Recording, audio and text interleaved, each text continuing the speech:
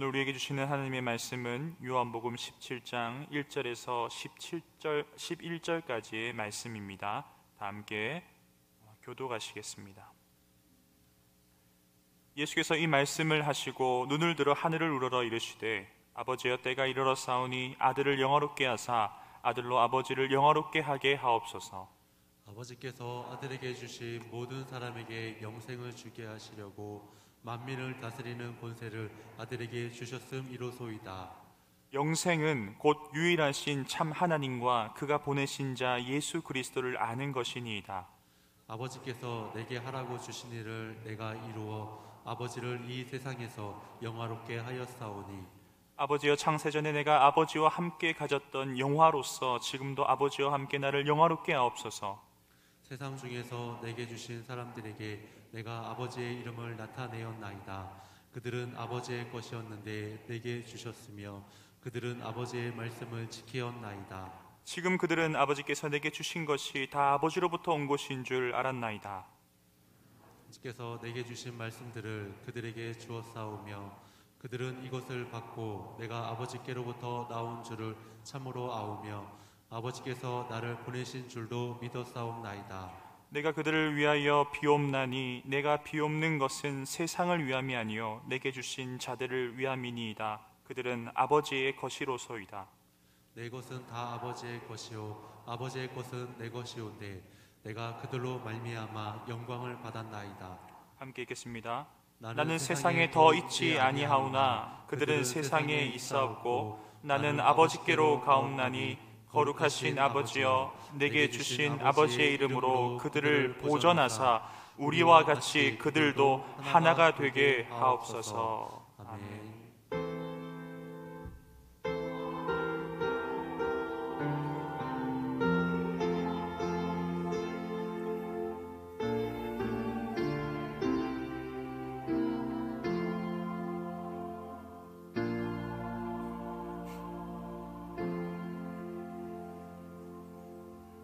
잠시 기도드리겠습니다.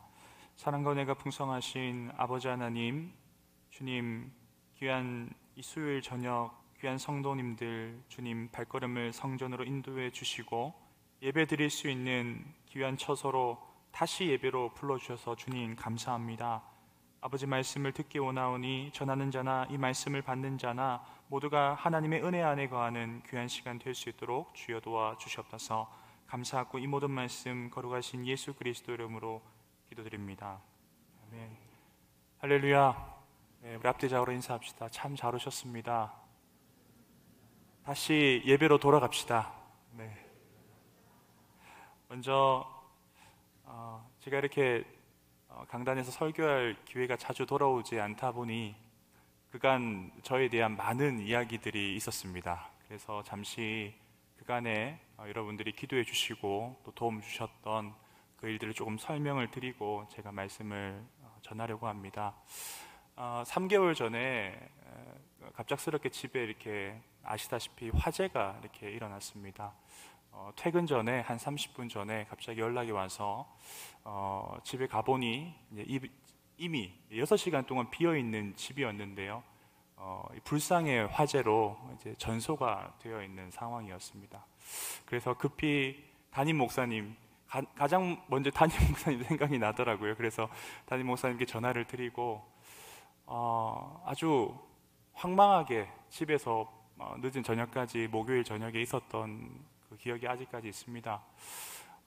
그 다음 날이죠. 금요일 날 목사님께서 또 이렇게 기도 요청을 해주시고 많이 이렇게 광고를 해주셔서 참 많은 분들이 정말 셀 수 없는 오늘 말씀의 제목과 같이 제가 정말 범모교회와 하나였구나, 제가 정말 하나님의 사랑을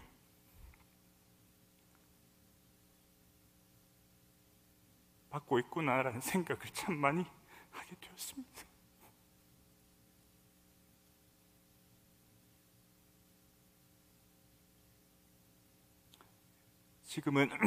지금은 많이 도와주시고 또 교회에서 담임 목사님과 당회 우리 장로님들, 성도님들이 많이 기도해 주시고 도와주셔서 잘 또 일어나 또 잘 살아가고 있습니다. 네, 한 3주 전에 집을 전체 공사를 마쳐서 이제 따뜻하게 이제 들어가서 생활을 하고 있습니다.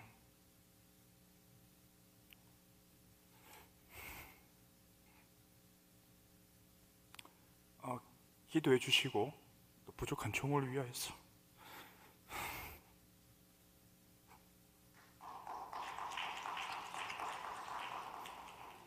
섬겨주셔서 너무 감사합니다. 죄송합니다.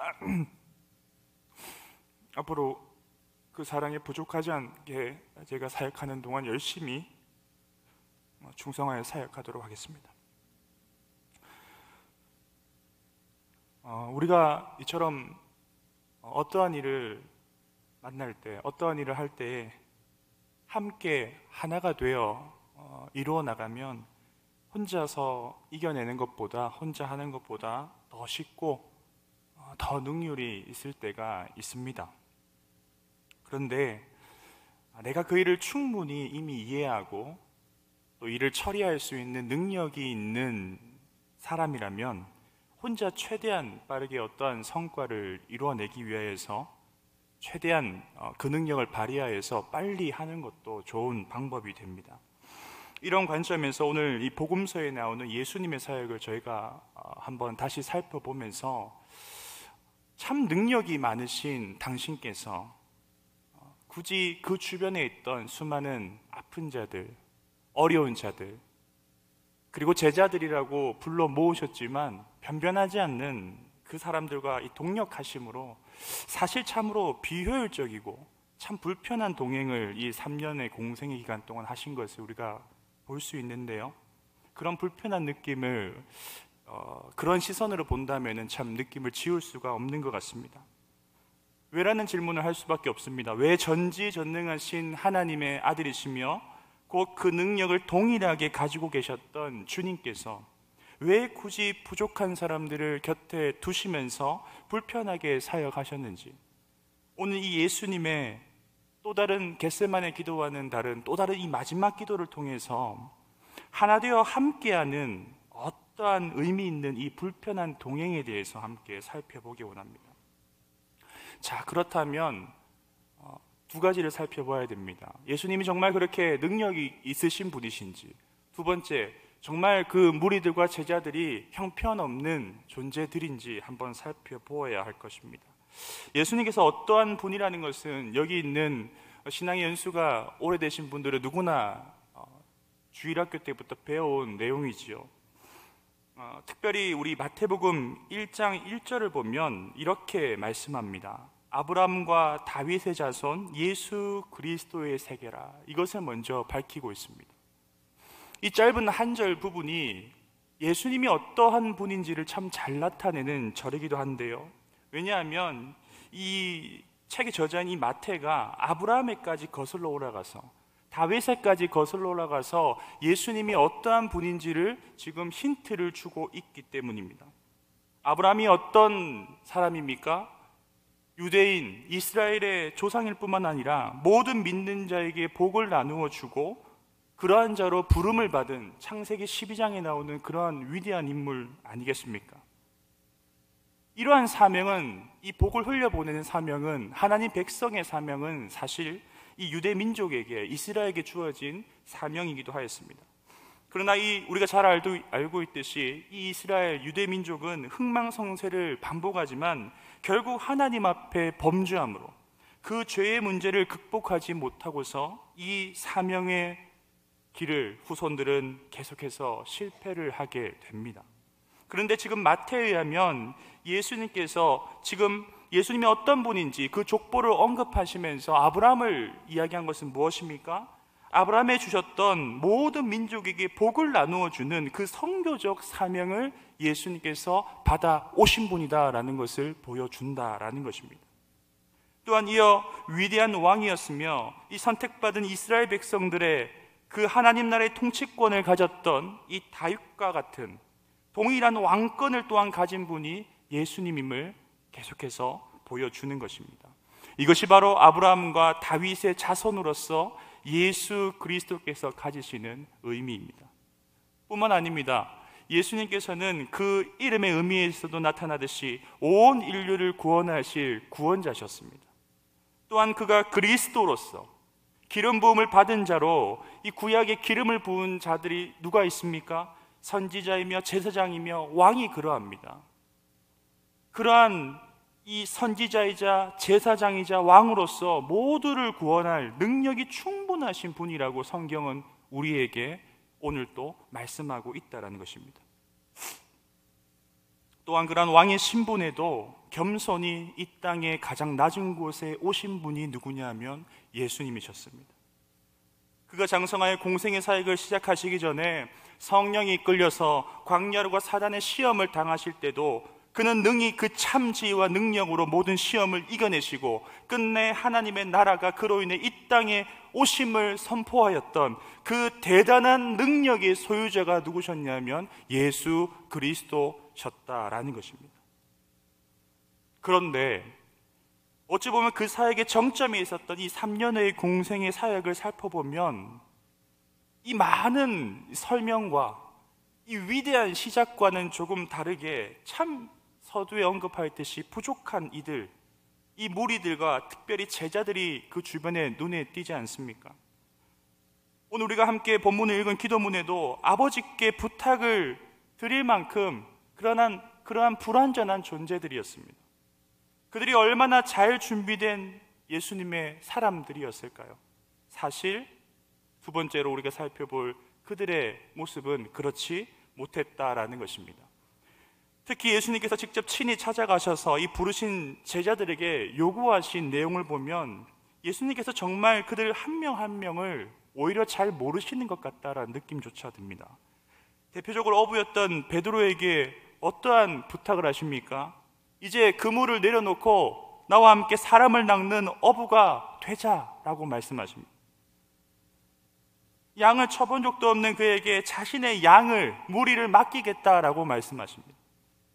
말이 성급하고 실수가 많았던 그의 고백 이외에 주의 교회를 세우시겠다라고 말씀하셨다라는 것입니다. 요즘 이 중 하나만 살펴보아도 왜 이러한 자들을 제자로 부르시고 함께 하나가 되어 사역하셨는지 참 더욱 이해가 되지 않는데요. 여러분 생각해 보십시오. 과연 물고기를 낚는 것과 사람을 낚는 것이 같은 능력으로 가능할까요? 우리가 무의식적으로 그냥 이렇게 성경을 우리가 아는 시선과 관점으로 읽다 보면 그냥 넘어갈 수 있습니다. 아, 물고기를 잡던 사람이 사람을 잡는 것도 크게 어렵지 않을 거야. 근데 그러다 정말 사람을 잡을 수도 있다는 것을 우리는 잘 알고 있습니다. 사람을 낚는다는 것, 그것은 어떠한 새로운 지식을 통해서 사실 뛰어난 이 대인관계가 받침이 되어서 나오는 기술이 있어야지 상대를 설득할 수 있어야 가능한 것 아닙니까? 하지만 한평생 실제 물고기만 잡았던, 정말 물고기만 잡았던 그가 급하고 투박했던 이 베드로가 과연 누구를 설득할 만한 능력을 가진 예수님의 참 제자였을까요? 뿐만 아니라 예수님께서 부르셨던 나머지 제자들 역시도 어느 누구 하나 예수님의 입장에서 사역을 풀어가는데 그렇게 유용한, 대단한, 경건하지 않은, 거룩하지 않은, 잘 나가지도 않는 그런 자들이었다라는 것입니다. 비루한 비유지만 저와 여러분들이 어떠한 중요한 하나님께 과제를 부여받았다라고 오늘 밤 우리가 가정해 봅시다. 여러분 누구와 일하시겠습니까?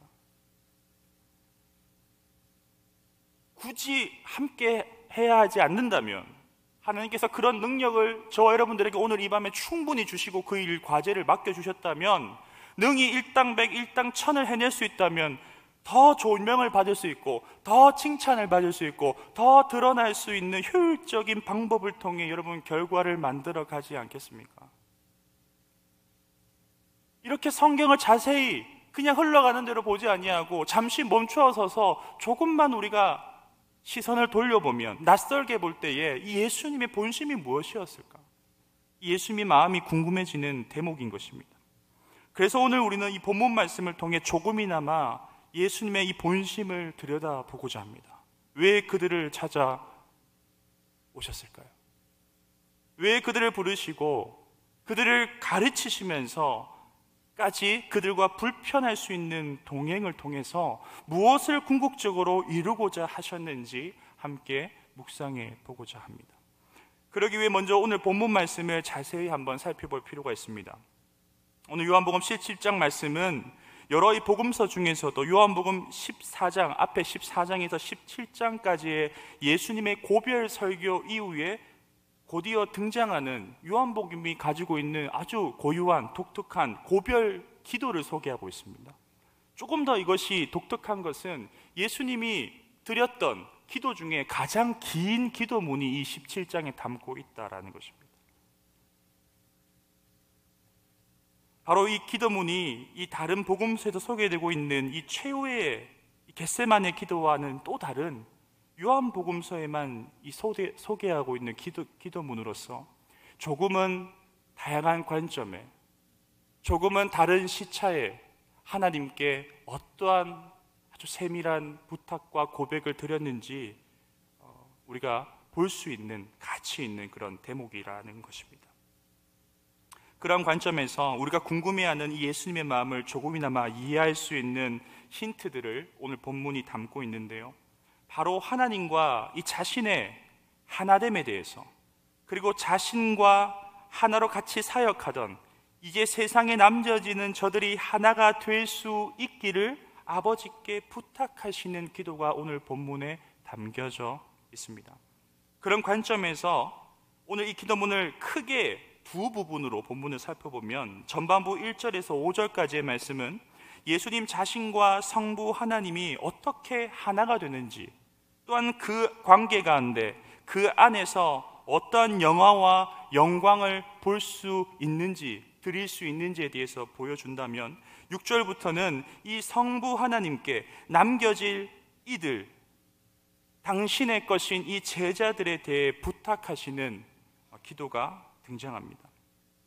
먼저 1절과 2절을 통해 그가 아버지 하나님으로부터 무엇을 부탁받고 또 이루고자 하셨는지 우리가 한번 찬찬히 다시 한번 읽어보고자 합니다. 1절과 2절을 함께 읽겠습니다. 예수께서 이 말씀을 하시고 눈을 들어 하늘을 우러러 이르시되, 아버지여, 때가 이르렀사오니 아들을 영화롭게 하사 아들로 아버지를 영화롭게 하게 하옵소서. 아버지께서 아들에게 주신 모든 사람에게 영생을 주게 하시려고 만민을 다스리는 권세를 아들에게 주셨음이로소이다. 아멘. 바로 예수님께서는 아버지를 영화롭게 하는 그 일을 위하여서 아버지의 때를 바라보며 오늘 십자가의 죽음의 앞에서까지, 마지막 자리까지 나아왔음을 고백하십니다. 그리고 아버지께서 맡기신 모든 사람들에게 영원한 생명을 다시금 주시기 위해 이 땅에 오셨음을 밝히고 있는 것입니다. 우리는 자신의 만족이나 기쁨을 위해 무언가를 하려고 합니다.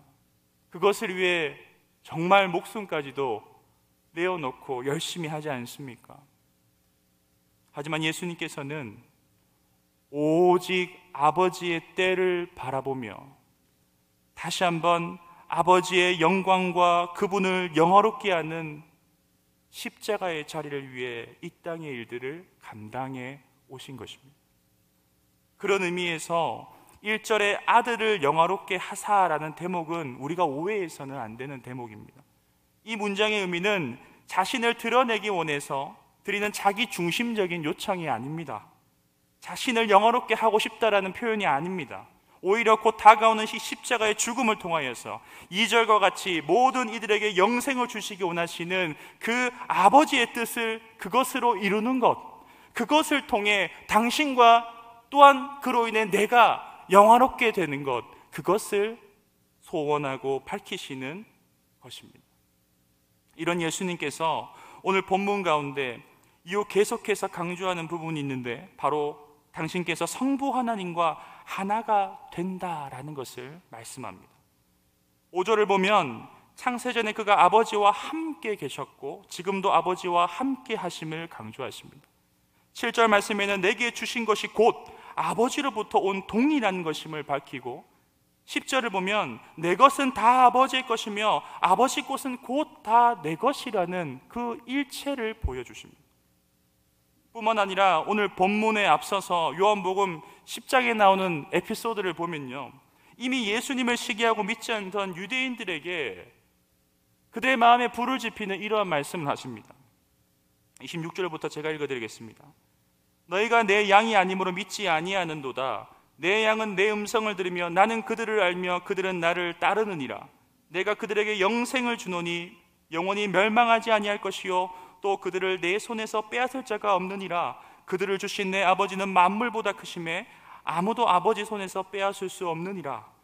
여기까지 보면 오늘 본문 이 초반부와 굉장히 흡사한 말씀을 하십니다. 그런데 이 말씀을 끝맺으시며 이렇게 선포하십니다. 나와 아버지는 하나이니라. 나와 아버지는 하나이니라.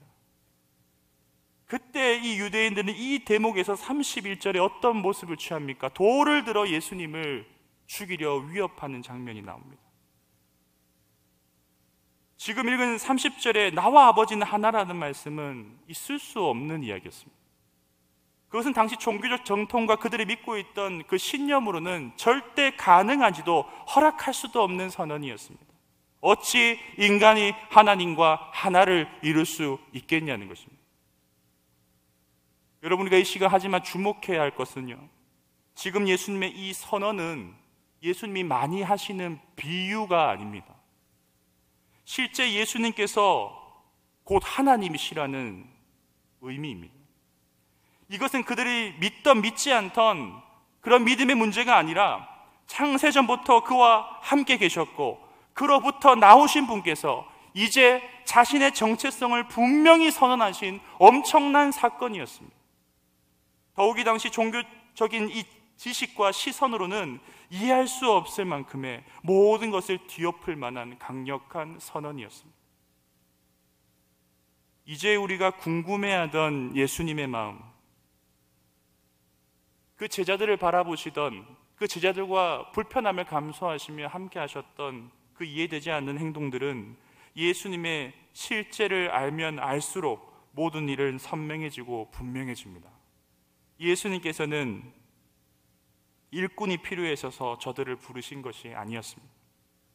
예수님께서는 그가 능력이 부족하셔서 제자들을 어떻게든 잘 활용하여 하나님의 일에 성과를 내기 위해 함께 하나가 되려 하신 것이 아니었습니다. 바로 성부 하나님과 이 땅에 보냄받은 성자 예수님께서 하나를 이루어 가심으로 또 한 뜻을 이 땅에 이루어 가시듯 저들이 비록 예수님께 다른 기능적으로 도움이 되는 적절한 일꾼들은 아니었을지 모르지만, 하지만 오히려 그런 불완전하고 연약한 자들이 겸손한 마음으로 주님을 영접할 때 하나가 되므로 그 하나라는 것에서 거듭나 복음이 필요한 더 많은 이들에게 쓰임받는 역사를 예비하신 그런 은혜의 동행이었다라는 것입니다. 그들이 더 잡을 고기가 있었다면, 그들이 더 이상 손가락질 받지 않을 때였다면, 더 이상 고통이 없었더라면 예수님의 손을, 예수님의 부르심을 듣지 않았을 것입니다.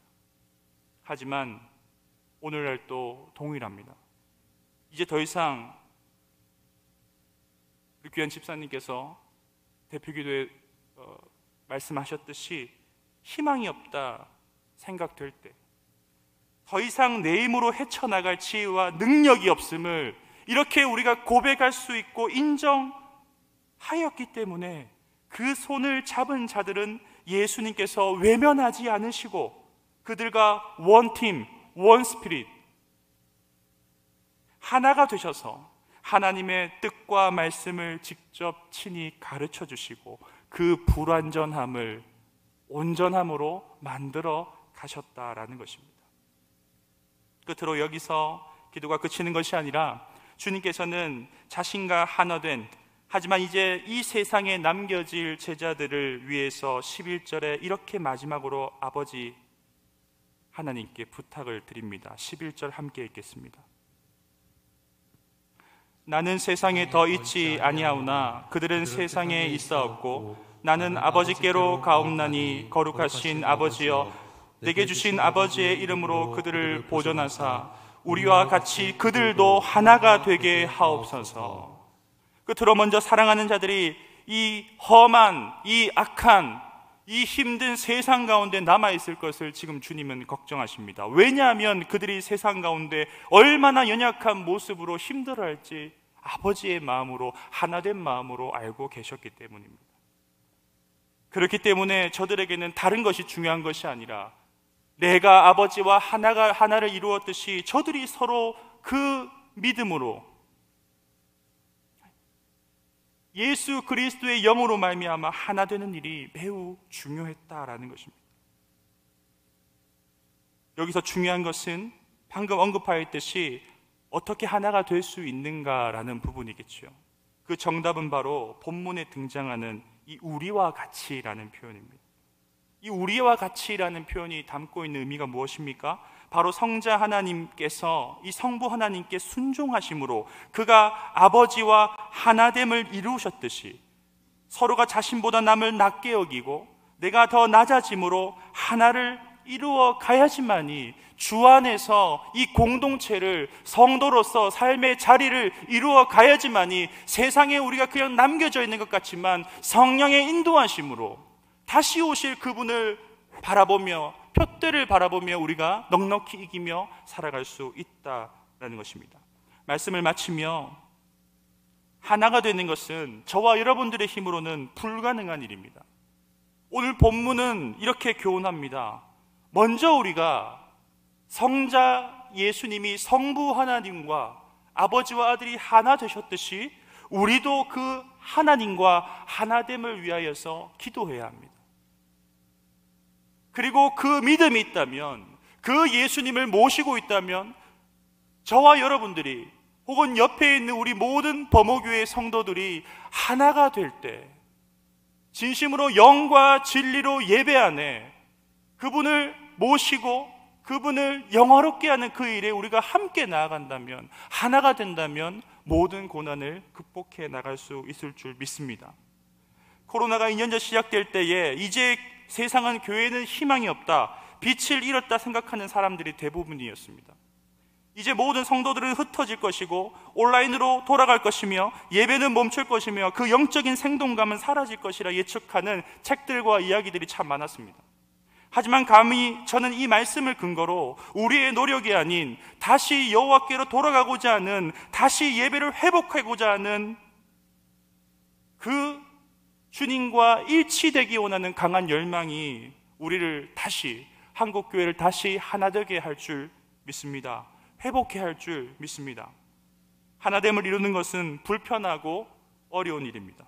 하지만 우리가 처해 있는 이 위기의 상황 가운데 서로에게 섬김의 겸손한 마음으로 기꺼이 불편함을 자원할 수 있기를, 내 옆에 있는 누군가를, 성도를, 사랑하는 교회를 품을 수 있다면, 그렇게 다시 기도의 불을 지필 수 있다면 우리는 더욱 믿음의 진보를 거듭하는 또 다른 새로운 2022년을 보내게 될 줄 믿습니다.